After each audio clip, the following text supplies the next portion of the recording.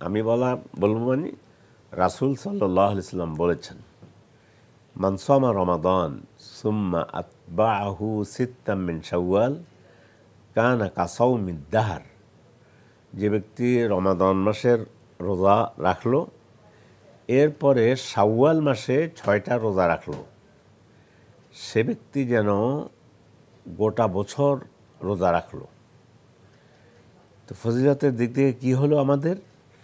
আল্লাহ রাসূল বলছে সে যেন গোটা বছর রোজা রাখলো, সারা বছর রোজা রাখার সওয়াবটা পেয়ে যাবে। কেমনে?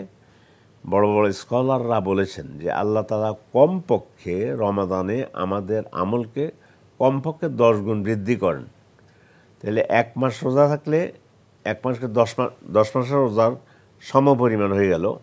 বাকি 6 দিন যদি হয়, বাকি ওই যে 6টা রোজা, তো 6 10 60 দিনে মানে 2 মাস। তো এই মিলে যেমন কি পুরো 1 বছর রোজা রাখা হলো। তো এই জন্য আমাদের দর্শকদের প্রতি অনুরোধ থাকবে, শাওয়াল মাসে তো প্রথম দিন তো ঈদেই, প্রথম তারিখে তো আর ঈদ রোজা করা যাবে না।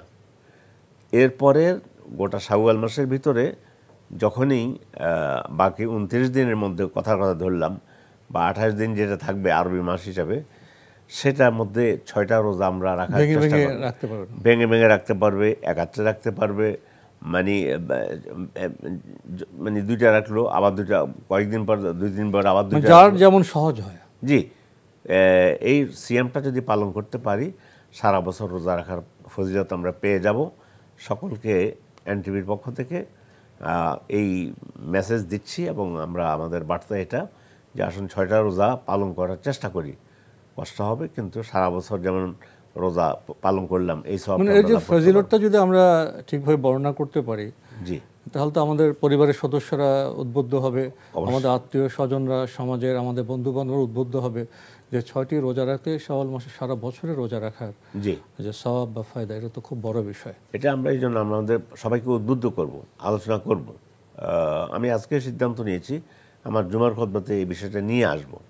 তো আমি আমার জায়গা থেকে আরেকজন জায়গা থেকে এগুলো যদি আমরা দিয়ে দেই, আর আমার বলার কারণে একজন যদি রোজা রাখে, বহু সমপরিমাণ সওয়াব আমি পাবো। এটা তো আরো বেশিভাবে আমাদের উদ্বুদ্ধ করবে। আপনার উপস্থাপনা, আপনি আজকে বিষয় নিয়ে আসছেন, আপনার বিষয় নিয়ে আসার কারণে যারা রোজা রাখবে, তাতে করে আপনি ওই সওয়াব থেকে আপনি মাহরুম হবেন। তাহলে দেখা গেল যে ইসলামের সওয়াব অর্জনটা খুবই সহজ, এখানে ইন্টেনশন বা নিয়তটা হলো আসল।